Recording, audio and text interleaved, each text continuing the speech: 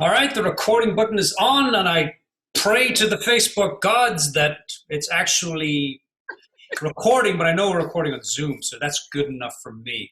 All right, the hearty and healthy Irish hello. You're listening to the Celtic Coach radio show where science, spirituality, and self-discovery meet. Hope you've all got your hot beverage. Chris, do you have yours? Water. Cold is that's fine enough, as long as it's room temperature. It is room temperature. I'm reading a whole book on water. We'll talk about it when I get in. Okay, so if you just joined the show, welcome, welcome, welcome. This week I have a wonderful, wonderful guest on the show.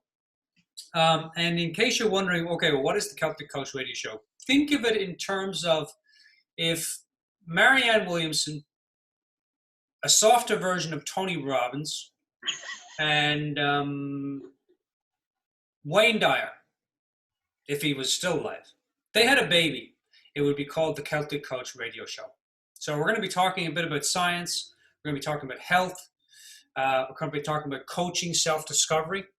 And my next guest is just a wonderful, wonderful lady. She comes all the way from Mansfield, Ohio. She is a master teacher, a mentor, and she helps people with self-discovery, with really discovering who they are at their core. Now, instead of going into Chris's particulars, I thought I would read something that she wrote because most guests that I have come on the show, they tend to be more articulated than this Irishman. So I'm gonna read here what Chris says. In terms of Chris's purpose, in terms of what Chris's mission is in the world. So she says, hello everyone, I'm Chris and I'm on a mission to help individuals transform the stress, frustration, and uncertainty blocking their untapped vigor, inner certainty, and pure potential in life, career, and play. I'm here to shatter the concept that we have to slow down because of our age. That's good news, Chris. I embody the idea of active aging, which we're going to talk about, which means you can have the strength and capability to perform all those daily activities that make for a high quality life. Question, is your body leading you down a path that you don't want to be on? A road of not being able to do the things that you need to do and to do the activities that you love to do at a level that you want. It's a road that only has one outcome, your inability to live life fully. When you're healthy, the transformation it can have on the rest of your life is astonishing. Your time is now. Be the healthiest and happiest version of yourself. I think that's a beautiful way to start off the show, Chris, and I'm glad you wrote it because I couldn't have wrote anything even close to good as that. So welcome, Chris. Thank you. It is an honor to be here, and as always, I always have a blast whenever you and I hang out. We do. We're kind of just finding another reason to hang out. Hey, Dermot, you do this show. Do you want to hang out again? Yeah, sure. I'd love to. All right, Chris. Now Dermot, I'm ready. It's a tall order when you say to people, be the healthiest and happiest version of yourself. Like when I think about that, I think, boy, if only. I'm thinking, wouldn't that be nice? Like when I read something like be the healthiest and happy, I don't think to myself, oh yeah, that's pretty doable.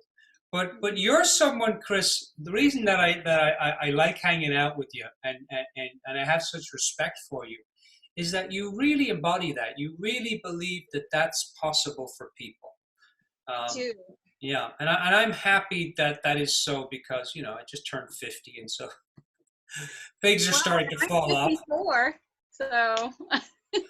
So talk to us a little bit about Chris. When we'll get into the mechanics of it later, but because you're a mentor and you're a teacher, and I often think of you as a coach, in the sense that you help people have a better life, a better quality of life. You help people have a better quality of health, and I can tell all the listeners that when I feel good in my body, my life seems to look pretty good. But when I feel crappy in my body, it's like my life is pretty not good.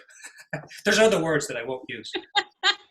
Talk a little bit, Chris, about the healthiest and happy version of yourself. What do you mean by that? Well, I think one of the big misconceptions, so the first thing I would like to clarify is for you or anyone that's listening is to fully have an understanding of what healthy is to you. Because what's healthy to you is not what's healthy to me, and it's not going to be healthy to the next person that's listening. And happiness the same way. It's all that bio individuality we all need to figure out. So like for me, the older I get, I just, because I'm 54, I noticed that jumping out of bed, I didn't have the buoyancy that I used to have, or I just started to have the aches and the pains. I was losing the strength that I used to have, or recovery coming back from working out. It was not the same. And it started weighing on me, and I just noticed a decline, and my mood seemed to follow the pain that was in my physical body. But through this journey for myself, I realized that I truly had a misconception of what healthy is. I was basing it off of how I looked externally. By the So way, if my you look body, fantastic, darling. well, thank you. Yeah, yeah. But so I was going by like, how did I look and feel? Did I feel sexy? Did I look sexy? Not just for myself, but to other people. I was basing it off of everything externally. I never took a moment to look at how healthy was I internally? How was I functioning internally? Because how we function internally is how we will function externally. And when I took it from the inside, because before I was doing it from the outside in, I was basing how I felt on the inside on how things were on the outside. And now I have flipped it to realize healthy and happiness comes from the inside out. Yeah, and you know what? We could nearly stop the show there because um, most of what we read, and it's one of the reasons I love these types of conversations. One of the things that we read everywhere is that the happiness comes from the outside. The health, hey, if you look this way, and I certainly fall into that category. Mm-hmm. But as I get older, it's kind of less and less. It's too much work to work out 5 times a week. Like, forget that. I Um, agree. but everything in our world, and of course, I know most people are going, duh, yeah, Dermot. But we really do, we're really conditioned to look outside of ourselves, especially for that happiness. Um, and I don't know, I know you and I, as we age, are starting to kind of get suspicious that maybe it's an inside thing. It is. Well, and this was the one thing that I noticed too, was not only, so when my health was real bad, because I have, and I'm still coming back from it, a lot of digestive issues. So for 15 years, I was going to the doctor asking for help on that. Mm-hmm. And their answer was to put me on medication. And I kept refusing it because I knew once I did that, I was no longer going to be able to know what was going on in my body. Right. Yeah. Oh, that's wow. You know what? That And is really true. Yeah. yeah, it is very much true. So that, that was the big thing that I noticed too, was that's a big part of my mission on helping people, is to bring back that power within themselves and truly listen to themselves. So like if I asked you to close your eyes and said, okay, now picture a child come up to you and say, Dermot, but you're just too busy on your machine, you're on the computer, you're doing this, you got meetings that you got to do, and they're going, Dermot, and finally they go, Dermot, and you go, what? And they're like, it is a child. And so what do instead of actually pausing, slowing down, and spending time with that child? You put duct tape on that child, you go and remove them from the room, and you shut the door because you have stuff you got to do. Important stuff. You have important stuff to do. But that is literally what we do with our bodies. Mm-hmm. So the body begins in whispers with telling us something's wrong. And it could be in the form of allergies. It could be coming in the form of just headaches. It could be anxiety, depression. All of that is an invitation for our bodies for us to stop and slow down and find out what it is that it's needing. But we're too busy putting duct tape on it with the pills and the medications or surgeries or whatever. We're always treating the pain site instead of getting to the cause site. Yeah.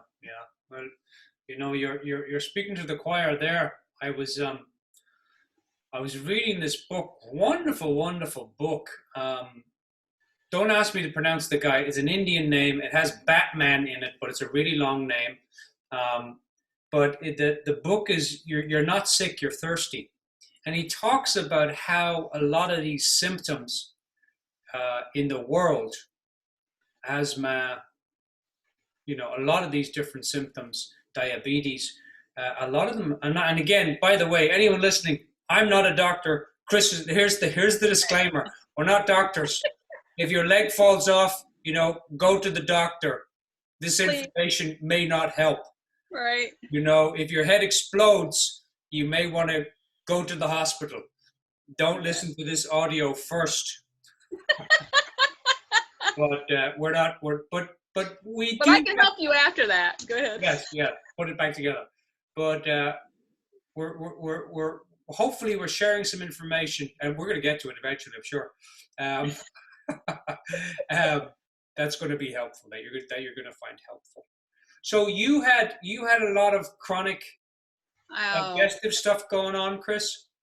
I was very sick at 15 years. It was I got to the point, Dermot, where I cried every day. As soon as it came time for me to eat supper, it didn't matter which meal, I would literally cry because I did not want to eat because I knew it was going to be so painful for me to eat. Wow. I ended up getting, I'm guessing my weight's like around 125 right now. At my lowest, I was barely at 100 pounds. I was wearing size 14 girl pants. Holy moly! In Ireland, it's the opposite.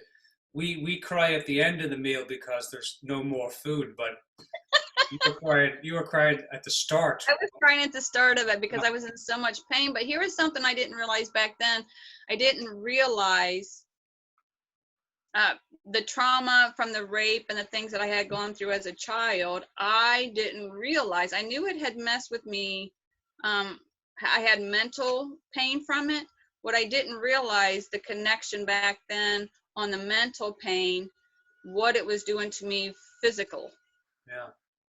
Which then affects me, the mental and emotional is pretty much right. I mean, you can't have an emotion without the thought first.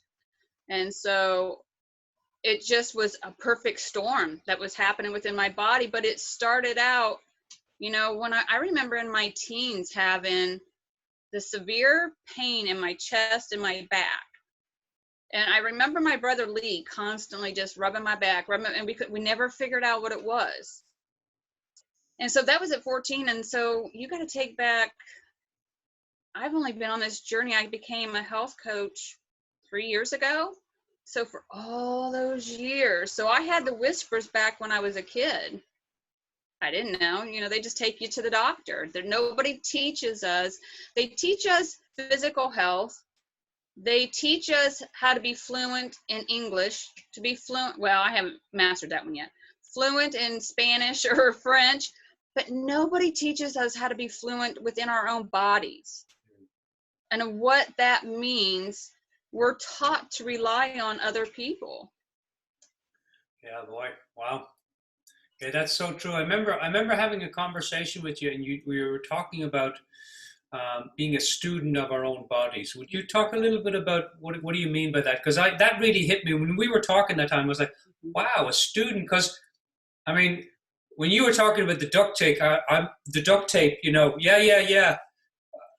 I'm thinking Chris must have talked to my girlfriend before this. She's like, Dermot! I did. We were just hiding that part. I'm like, yeah. But I've done that with my body too. I mean, I've had, neck stuff for years, and jaw, digestive stuff. But before we get into the student of our body, why is it you think, Chris, we don't listen to our bodies? Like, why is it we wait till something falls off and then we go, oh, maybe I should get that checked out? My belief is that we, in society, like we just said a little bit ago, as children, if you watch a child, and I remember like with my youngest son, Drew, he was just like larger than life. He was constantly creating things, doing this, doing that. It didn't matter. But as you get older and older and older, I remember starting to stifle his personality because I was so worried about him embarrassing me. You need to do what I think you should do. Maybe you want to steer them in this direction for a career. As children, we're taught through society to go to the doctor. Our parents know better than us. We just need to make sure we don't truly embrace who we truly are because we're so worried about fitting in that we weren't designed to fit in. We were designed to fit out. And so now, and even though I was constantly kept trying to fit in, every time I did, I just wanted to just bust out and say, you know, I don't want this. Because now, like, whenever anybody will ask me, like, are you a coach? You need to say that you work with these people. You need to niche down or anything. I'm like, no. I mean, I can feel myself busting against that whole scenario because I feel like we're putting too many limits on people. And I think that has affected even our health. I think our whole mindset, our state of mind has just been to be sheep instead of being pushing the boundaries. We are meant to push boundaries and lean into our edges and embrace that. Mm-hmm. Yeah. That may have went way off where you wanted me to go, but I'm not sure where I was going with that. I'm sure there's plenty of people out there, Chris, would appreciate hearing that. You know, because you know, one of the things is in terms of edges, and I see it in coaching all the time. People they're always trying to, you know, blow up atomically their edges instead of just as you called it. I love how you put that. Lean into your edges. You know, and I think health is the same way. Mm-hmm. You're not going to figure out your whole body overnight. You know, you're not going to figure out everything that's going on overnight. But as you talk about, you know, being a student of your body, that it's kind of that makes it more doable. It makes it small chunks. Will you talk a little more about being a student of your body, Chris? Because I do find that fascinating, I have to say. So when I am guiding somebody in block therapy,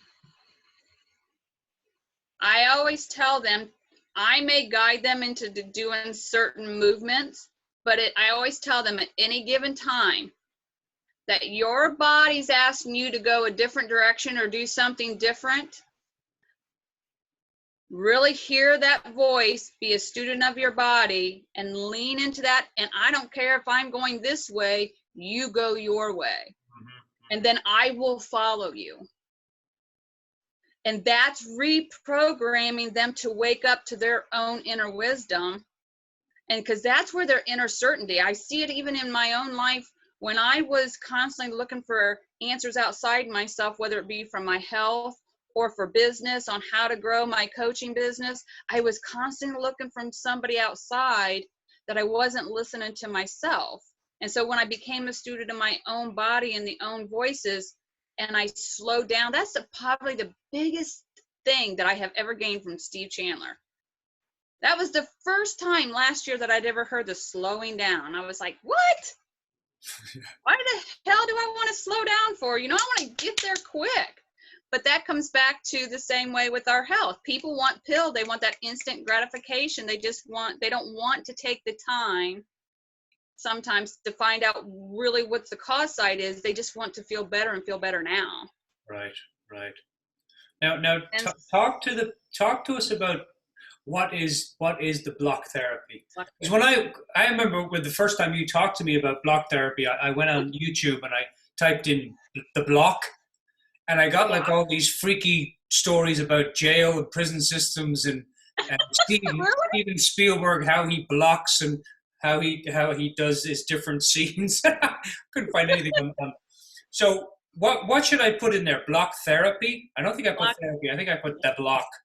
Block therapy. Block yes. Therapy. So tell us what is. Yeah. Tell us what is block therapy. This is to me the most innovative, revolutionary ability for you to become, and I really shy away from saying pain-free, free of pain, because we don't want to be, most people say, I just want to be free of pain, but you really don't. Pain is, truly the pain is our roadmap to freedom, really. So like when I'm on the block, I consciously become a pain seeker. Wow. That's that's probably the most opposite way someone would think about healing their body, right?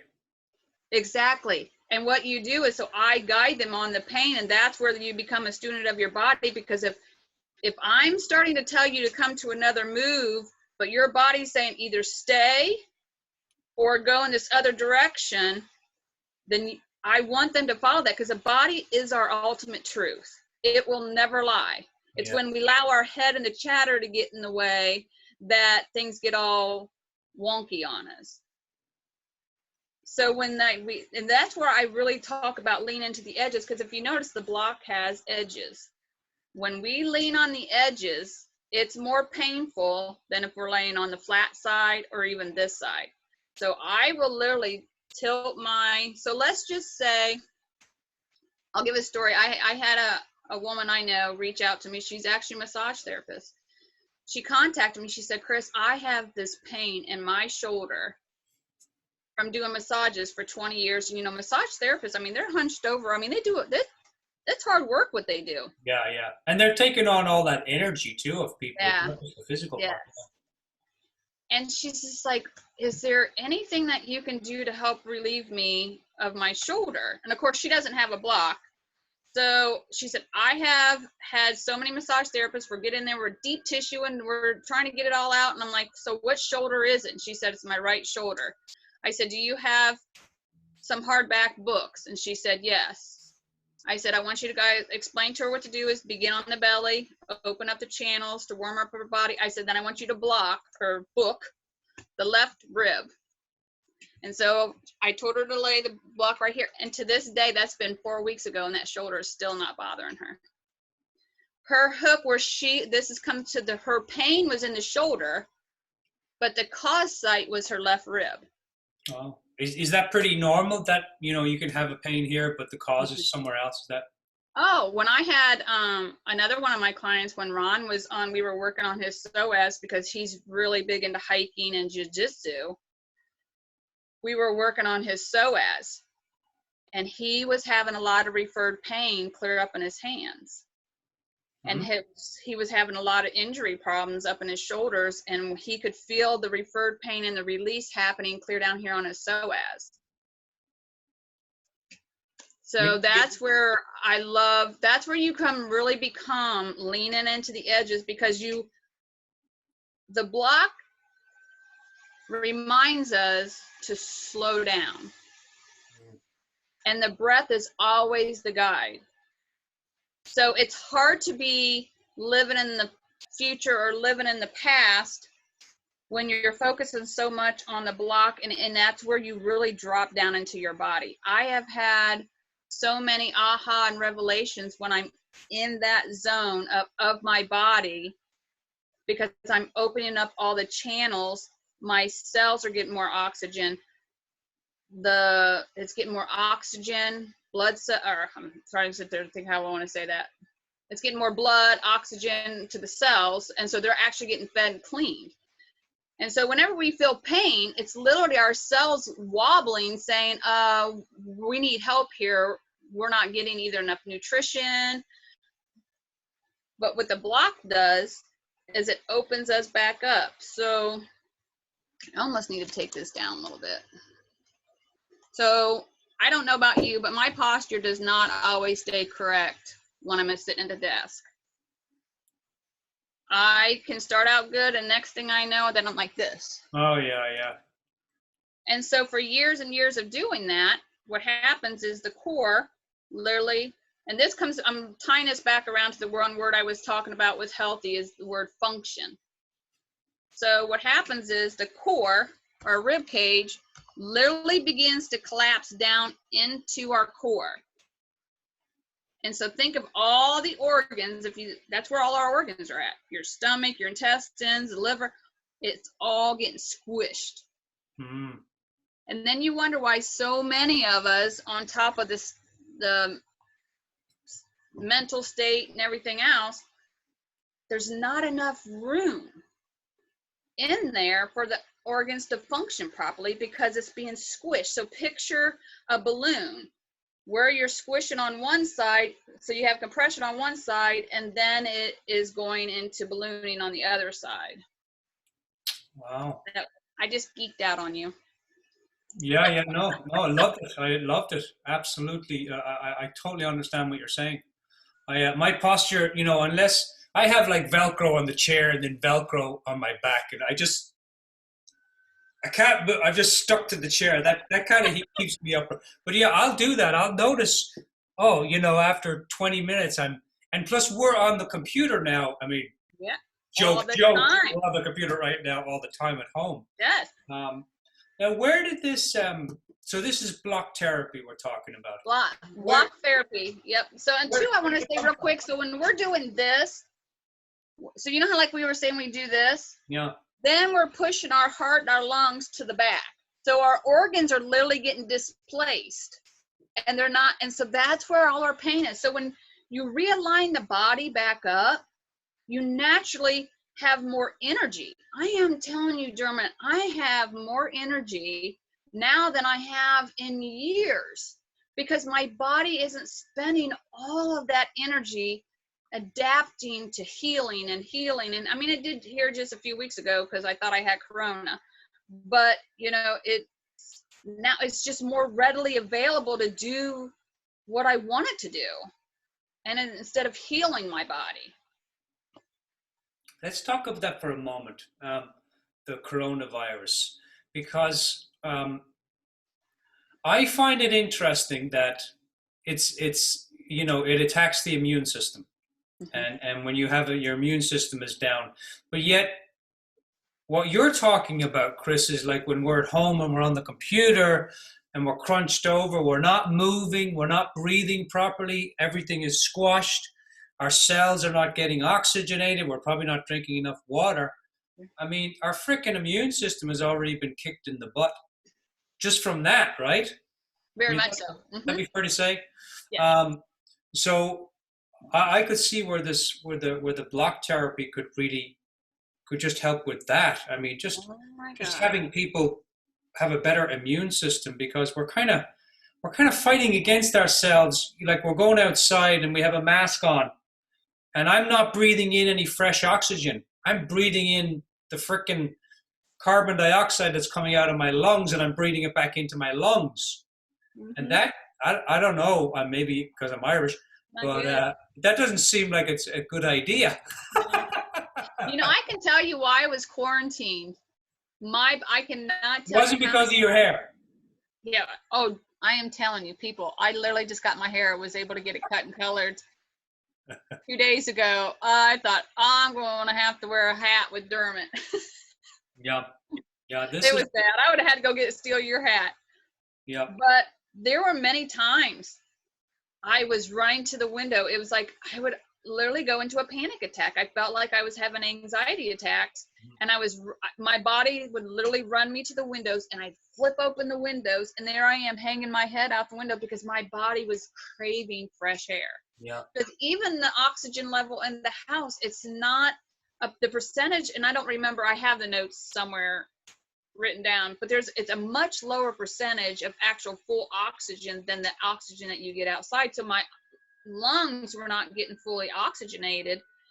I can tell you that I did keep blocking, and that did help. So like in the mornings is when I would cough a lot, and so like I would block, and I just kept blocking a lot on my stomach, on my abdomen, and then I kept coming up into my chest, and I would cough a lot in the beginning of it, and I would literally have to come up off of it a little bit.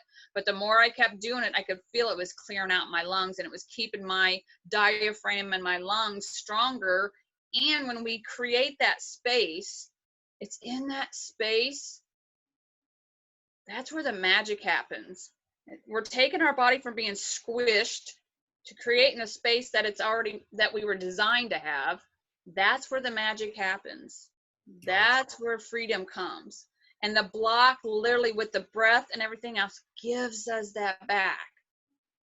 And so when it literally slows down aging and really begins to reverse it. Yeah, wow. You know, and now as I'm listening to you, so because you did go through the coronavirus, right? You did have that, and you were using your block. How do you think the block? Like, give us a little more information on how you think that block. Because I never connected the two. Uh, Chris, how do you think the block helped you to move through that more quickly and probably more healthier? I would imagine. Oh, most definitely. So when I'm laying on the block and I'm breathing, so picture my full weight of my body is laying on that block. So when I first started blocking, I didn't realize how much of a chest breather I was. Mm-hmm. Oh, I the was whole only planet. using 30% capacity of my lungs. Yeah, I yeah, would either hold my breath or I was a chest breather. yeah, yeah. Most people on the planet are. As And very babies, much we, so. we breathe from our bellies, but then life. We're too busy to even may have the breath go all the way to the belly. We just kind of okay. That's good enough. Keep going.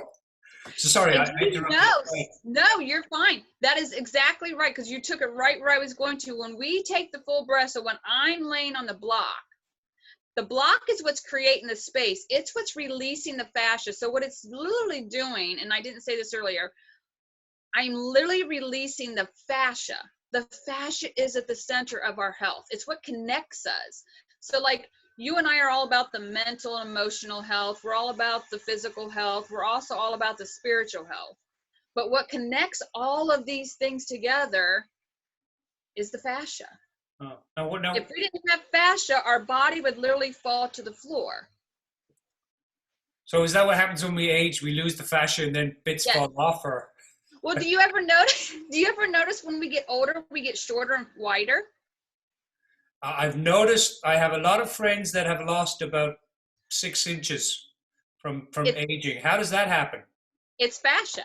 If they start blocking, they will get taller. It's the fascia, Really? so the gravity itself at a 2,000 pounds per square inch in a spiral motion just keeps bringing us down, down. And so then you topple that in with poor posture, poor breathing. Yeah. Poor It just eating. starts shrinking. And that's where your diseases are coming from as well. And so people that keep talking about they have so much anxiety, Mm-hmm. that's the body letting them know, hello, we need some space. We're squished down here. We're not getting fed and clean because the breath. So when I was laying on the block, when I was sick, and I literally take that full diaphragmatic breath in, I am giving my lungs and my cells life. And then in the exhalation, you really got to make sure you're doing a full exhalation. It's in the exhalations that the body removes the toxins that's built up in there. And so that helps me stay clean. Wow. Now you use the block. It's not just like give us a little share a few client stories, Chris, in terms of because it's not just diaphragmatic breathing. I mean, the block helps with. I know you've helped people cure all sorts of different things in their body, right? Mm-hmm. Can you share a few stories there? Oh, absolutely. So the one, I have several, but I will use Ron's example for the first one. So Hello, Ron. hello, Ron. Ron is a dear friend. Should we tell who Ron is? Are we allowed to tell? You know what? I don't know on that one, so I'm not going to say, because he's actually my coach, and then I'm his coach. Yeah. Well, that's what I want to say. We can tell people that Ron's your coach, right? Love you, Ron. Yeah. Yeah. So he is huge in jiu-jitsu. Yeah. And so I went to his house the first time in November, and he had asked me, he's like, so what do you want to get out of this weekend together? And I said, the only thing I want to get, and these were my words to him, is get your ass on that block. And he's like, what? And I'm like, I want to get you on the block. That is the truest way for you to help me, is for you to experience something. Yeah, that makes sense. That's fair. Yeah. And so I got him on the block, and he was sold. Wow. And so we developed some programs around to help him out. Well, I forget how many weeks we were into it. He said, Chris, I just want to let you know something. He said, I've always had a dream, and he never told me what the dream is, to do something. He said, and I just knew that I just needed to let that dream go because my body would never be able to withstand what I was wanting to do. He said, out of the blue, that dream popped back into my mind the other day, and I thought, oh my God, I actually might be able to do that. Wow. And so it gives the ability. So like people who are athletes, I think about your football players or your baseball pitchers or anything like that, the longevity that you can keep continuing to do the things that you love to do. And so Ron noticed when he was sparring with his opponents, when he was doing jiu-jitsu, he was actually able to sense what they were doing before they did it, because he's waking up his full body, the sensories in his body. The fascia has a lot of sensories in it. The other one I would love to say is Marla. She is from down in Columbus. She has scoliosis. And she was twisted pretty bad. And she still has a long ways to go.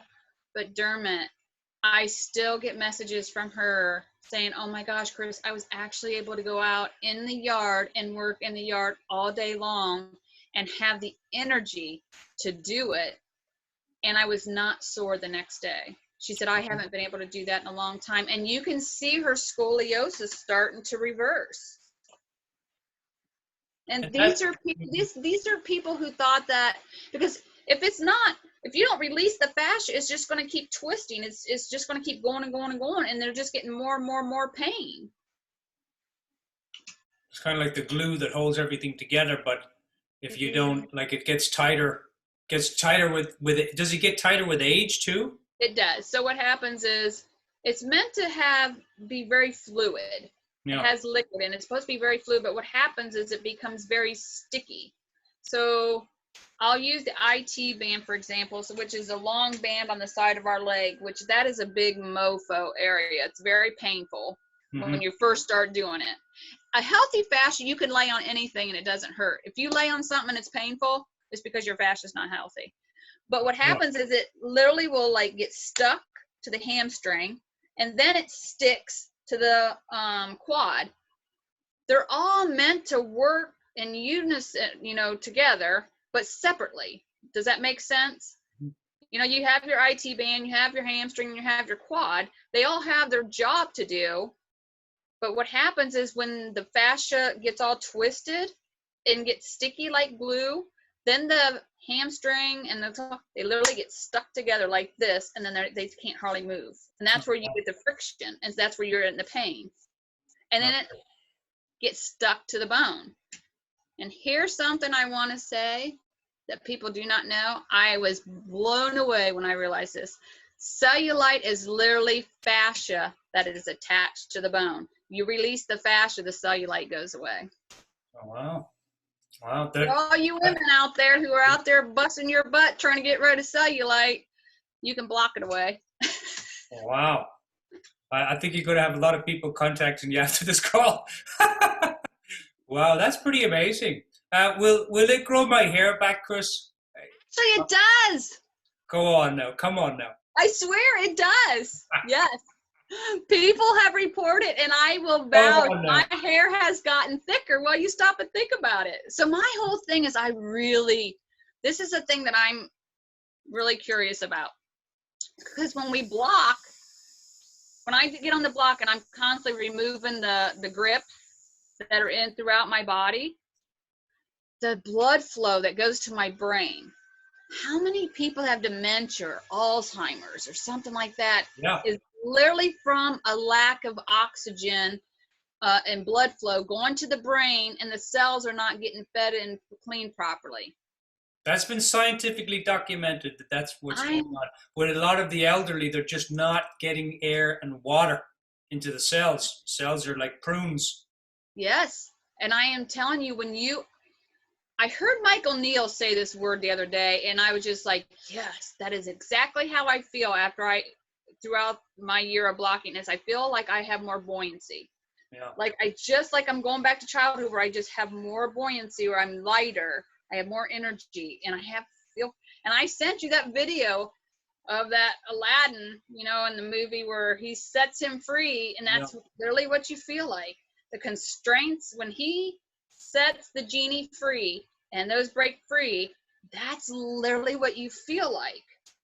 That is healthy. That is happy. It's different for every person, but to be able to live whatever quality of life that person wants, man, that's magic. Yeah. I can certainly feel your non-enthusiastic nature about blocking. Chris, show us let's have a look at this block again. Okay. Let's have a look. Now tell us about it. Does it have a name? Can you throw it at people? What's it made of? There's sometimes after I'm done, I'm like, Yeah. Now what's it made? It's pretty cool. It hurts. Now, this is not a yoga block. Like, I mean, I know they have blocks for you. This is not that, right? No. So this is made out of cedar. And what I love, like I said, you want to get in the habit of using your whole edges. I love leaning into my edges. Yeah. But it's made out of cedar. And it took Deanna and them 2 years to develop the proper shape of this so that you would be able to roll on it. And it's cedar for the fact that it's very close to the same composite density of the bones. So when you're releasing the fascia, you don't want to it's just like when you coach somebody, you don't want to go just to the top 2 surfaces. You want to go all the way to the bottom. Yeah. And that's literally what this does. It literally allows us to very slowly melt through the layers of fascia. It's not a fast process. Right, it's not hard and fast. Yes, but the transformation is huge very quickly. Truly it is. So it literally allows go and release the fascia from the bone. So some people can go and grab a yoga block and you're going to have some release, or a foam roller, kind of like even a foam roller. Yeah. You're still doing the fascia on that, but it's not going to release it from the bone. And what I love about this is you can literally, from the bottom of your feet to the top of your head, we literally block the whole body. Yeah, wow. So, and I love that it's made out of cedar, is because then it's a natural cleaning block. You don't need to worry about cleaning it. Oh, naturally cleaning. Oh, yeah. Mm-hmm. It's antibacterial, yeah. It's naturally, you don't have to clean it, and it's also naturally innerly cleaning. Yes. It's now, what's the design on there? Is that some... Yeah, this is Block Therapy's logo. I love their logo. Yeah. Now, what is it? Is there purpose to that logo? What does it mean? I have never asked Deanna. I asked her. She said she's had it for like 17 years, but I've never asked her the purpose behind it. It probably means don't throw this at anyone. Because that's pretty heavy, right? Yeah. It is. And what I love about this, though, seriously, my message is still about, and it's funny, is when I was in my early 20s and even in my 30s, I kept telling my cousin Tina, I said, I'm telling you, I have no desire on this aging thing. I am going to find a way to fight this aging thing. And she used to laugh at me. She's like, oh my gosh, Chris, you need to relax about it. It's just a number. Well, I gave her the BS statement. I'm like, I will find a way. I am telling you, I will keep looking for it. And I'm telling you, Dermot, I can feel, I literally feel and function. And that's what it goes back to, is like that look, feel, and function like I did, when I was younger. Yeah. But I'm healthier than I was when I was younger. Yeah. Well, I mean, for the people listening on the audio, who don't see you, Chris, I mean, it's pretty obvious that you're walking your talk. Yeah. I mean, very, very obvious. And your sincere intention to get that out in the world is very obvious to me. It's one of the reasons I wanted to have you on the show, because I don't usually have guests come on that I really wanted to share a product that, really should be out in the world. And but I feel your sincerity with this. It's palpable, you know. What do you mean by active aging? Because most people think of aging as inactive age. You know, as you get older, you know, it's like, oh my God, there's 10 stairs now. Oh my God, there's 5. Oh God. Like, what do you mean by active aging? You're not talking about doing yoga. So that Ron can continue to do his jiu-jitsu well into his 80s, or you can continue to bike or hike or run up mountains, whatever that is for me. Mine would be to go. I love hiking out in nature. I want to be an active participant in life and living it to the highest quality that I'm able to. I want to and have fun with it. So like in the beginning, I would say in the beginning part of even before I was a coach, I took health almost too seriously, almost too rigid. You know, like if somebody was to come to me and say, well, can you give me a plan, a nutrition plan? Nope. Will you give me a workout plan? Nope. Because I want them to learn, and comes back to the student of their own body. I would give you what works, the nutrition that works for my body. I would give you the workout that works for my body. I am here to guide you and direct you and give you information. But, so like, well, I want you to answer that. What would be things that you would love, that you love to do, that you want to be able to do for years? Well, you know, I'm going to even throw it out to the audience listening. Like repeat that question, Chris, and throw it out for the audience to contemplate. And of course, I'll answer too, but because that's a great question for the listeners. Yeah. So like, what are some of the things that you'd love to do that you want to be able to at a high quality? And I don't mean just showing up and going, yeah, this is okay. I mean at high quality, things that you love to do that you want to be able to continue to keep on doing. No, let that question settle, because that's a really good question to ask people. Because I know for me at times in my life, like I was a madman in my 30s in terms of health. I'd hike up mountains. I lived at 12,000 feet. You know, I hiked up the mountains in the snow. And one of the things I've noticed for myself is, you know, I still do a lot of hiking today, but I just noticed like how the recovery time is a lot, and I'm a bit impatient, so having the recovery time, you know, is a lot longer. And so for me, it's more about, you know, having a shorter recovery time, as opposed to, you know, having to sit on the couch for 6 hours, and because that's humbling. I mean, I don't know how many, you know, active people who, you know, especially for people who are very active and then it kind of happens. It kind of happens overnight. I don't want to say it happens in your 50s because I'm saying just because I'm 50, but it happens at any time in life. But boy, that patience. And I have written down here, so some of the things that I have noticed, and you said it, so I'll touch on it, that I've noticed a difference since I started doing block therapy and releasing my fascia, is quicker recovery, mental focus, the clarity that I come through, and I believe, one, I'm tapping into my own self, but I'm opening up the blood and the oxygen flowing up to my brain. I have much more energy and way less physical pain, which when my physical pain went down, my mental, chatter went down. Yeah, wow. All of it just was that much of it improved. Wow. Now, is this something, Chris, that you have to be, when you're working with a client, do you have to be with them in person, or is this an online thing that you can also do? I do. All of my clients, well, Marla, that was in Linda, 2 of them I had local down in Columbus, but the rest of them we get on Zoom. I just did one with Tracy this morning, and we're on Zoom, and I guide them through that on Zoom. Wow, isn't that wild that you can do something like that? You can do online. That's pretty wild. And what I love about doing it that way is because I record them.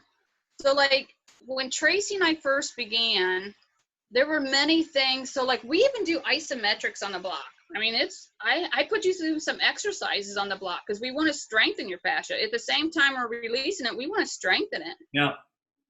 And so I put you through some isometric exercises on there. When we first started, Dermot, there was moves that she was not able to do.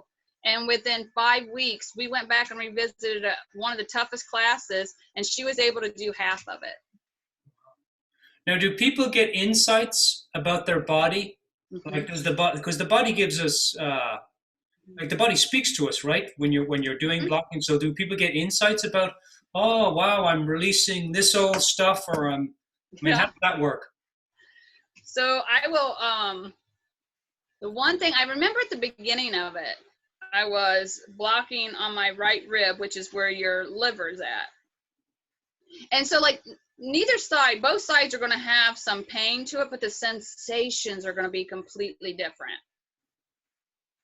And I've always had a lot of pain whenever I was blocking on my right rib. It was like very tender. And maybe about a month after I was blocking, all of a sudden I got this wave of anger to where, I mean, I almost started cussing. I didn't want to even be on the block. I wanted to get up and fling it. It was just that instant. I had a wave of emotion of anger come up out of me, and I was like, what the heck? And I remember I just breathed into it because, you know, emotions, when we get those waves, this is where we are taught to shove back against because we don't feel it. This is where when you breathe into it and you lean into it and allow it to flow through you, then I could feel just more and more of it coming up through. And then after, I don't know, about 5 minutes, I remembered liver is where we store our anger. So some of the suppressed anger that had been stored in my liver, which would make my liver unhealthy to keep it in there, I allowed it to come out through the blocking. So there's waves of it that you will come through. I will also say when I was blocking a lot on my lower abdomen and my pelvic area for like, and it's still to this day after a year, very tender. I can tell you, this is my gut intuition. It was a lot of emotion that I had stored from the rape. It got to the point where I had to stop blocking for a long time on that area because the nightmares were so intense. Oh, wow. There's a lot of emotional release that happens too. There's a lot of emotional release. And that's what I love about being a pain seeker, is because then you learn how pain looks completely different to me now than before I did this work. You know, I have learned to lean into it and breathe it, and then it just flows on up. It flows to me and then on up through me. I don't view it with the fearful restriction that I used to. You know, because after the rape, I had vowed I would never be that vulnerable again. And I truly believe I stored all that between my digestive system and my root chakra down in that area. I believe I just stored a ton of it down there, where I finally had to kind of like, I contacted Deanna and I'm like, is it normal to have, I mean, intense nightmares?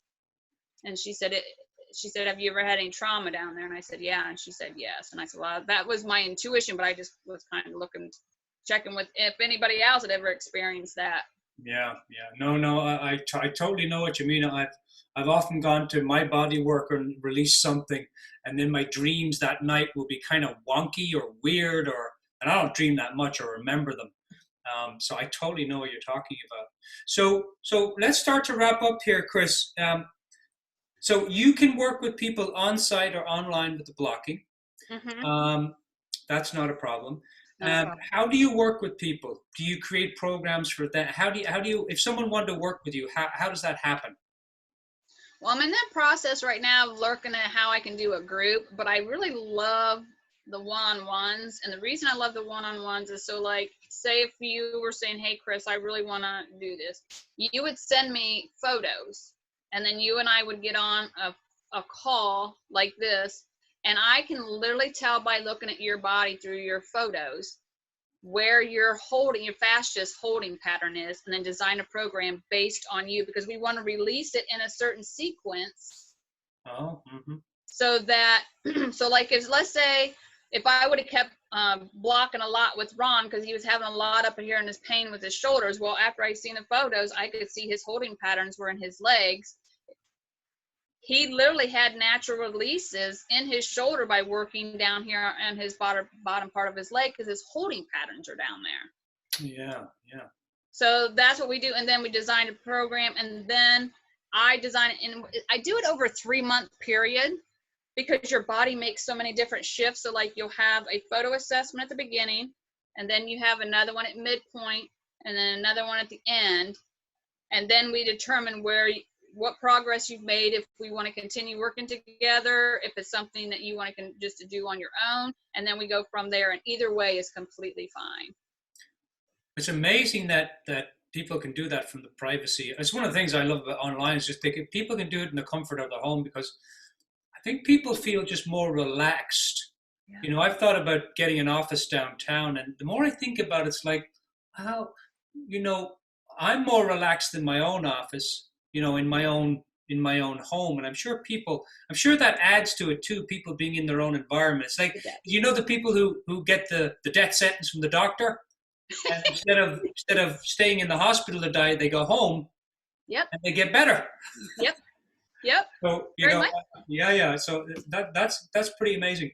Now, do you work with, just to wrap up here, so you work with them on site, online, and you create a package, 3-month package just uniquely for them. And do you work also with other parts of like health, like drinking water and getting exercise, or is it a whole body type of thing? It is, yeah, it's a whole thing. So we take a look at your state of mind. We do the movement. We look at your nutrition. We look at connection. So for me, I literally view it as our state of mind is the gateway to everything. Mm-hmm. And then the connection is the bottom part of that, where it connects everything together. And connection is so important because we first need to connect with ourselves. And then you start helping them to connect with others, because a lot of people become much better leaders.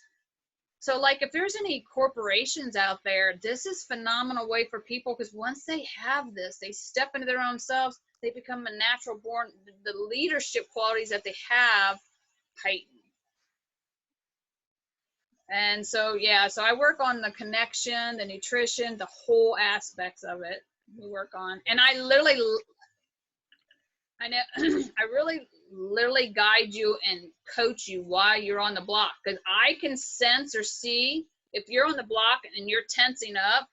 Then I want to ask you, I'll point it out and you'll see them relax into it, and then I'll plant the seed. Where else are you doing that in your life?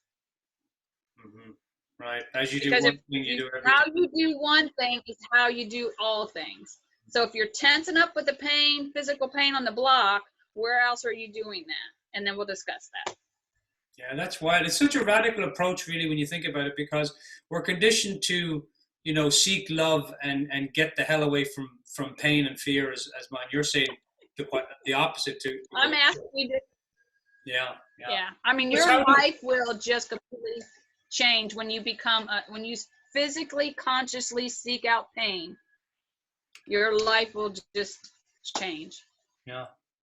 Oh, that's beautiful, Chris. This has been just phenomenal fantastic conversation. Thank you so much for this opportunity.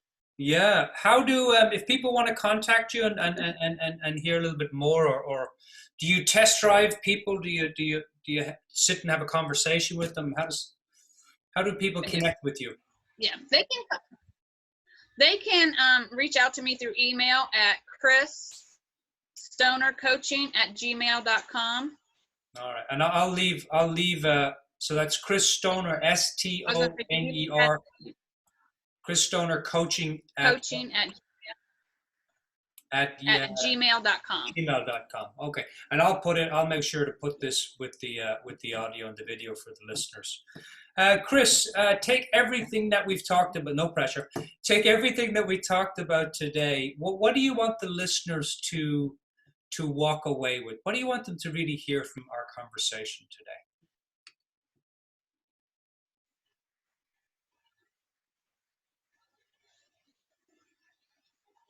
is to learn to be or have the art of self-reliancy, and to learn to take back. And that's what I love about what I help.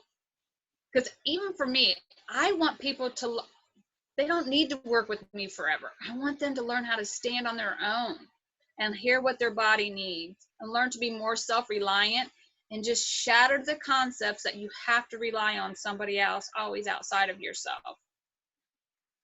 And embrace the power that you have within you, because we all, if we give our body what it needs, it has the ability to heal. But you have to be willing to do the work. Yeah, beautiful. A pill is never going to get you there. No, it's not. I've been down that road too. Chris, it's an absolute pleasure. Thank you very much for hanging in with us today. Everyone out there, you've been listening to the Celtic Coach radio show where science, spirituality, and self-discovery meet. We'll be back next week live on Facebook again at 1 o'clock. In the meantime, you can check out this show or lots of other shows at thecelticcoach.com. Until the next time, think big, have fun, and stay curious. And that, my dear listeners, is no blarney. Cheers, everyone. Cheers, kiss. Bye.